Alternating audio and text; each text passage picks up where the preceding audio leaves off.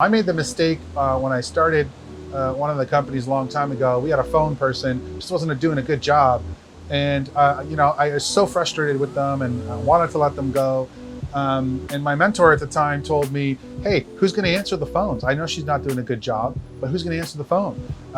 We know you're not gonna do it. You're gonna be busy doing other stuff. And do you wanna be doing it?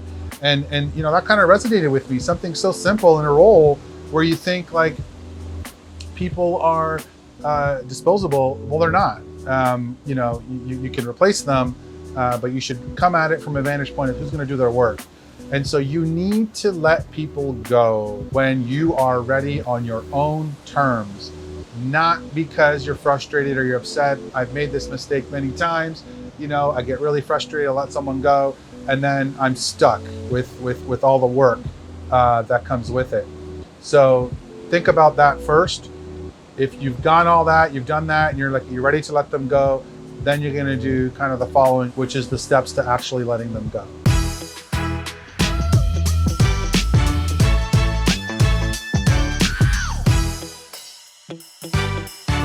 I wanted to do a video on, when you have to let somebody go, how do you do that remotely? And the first thing is do not send an email firing that person or letting that person go. That's probably the worst thing you can do. They're humans at the end of the day. Everyone's human. They deserve that opportunity to be spoken to. So go ahead and schedule some time with them. I would preemptively let them know that you need to talk to them about something very important and be in a quiet place with no distractions so that you are better suited to get their attention and that you're not just hitting them while they're driving or something. So that would be one thing. Also, don't do it alone. If you are a very small company, you have to do it alone and you don't have anyone else, okay. I'm going to talk about how to do this in a sec. But if you do have someone working with you, bring them onto the call. If anything, just as a witness to what you're going to be doing. And if that situation doesn't work because they're in a different department or you don't want them to know, then you got to do it yourself. But hopefully you do have somebody helping you with HR in these kinds of situations. And if you do, bring them on the phone.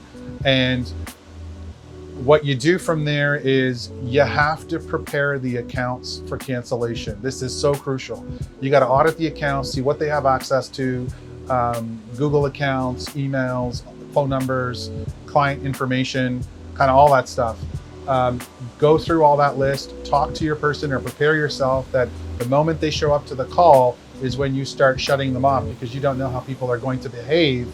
And that's a really big problem with remote companies is, they'll fire the person, then they forget they got access to all the stuff.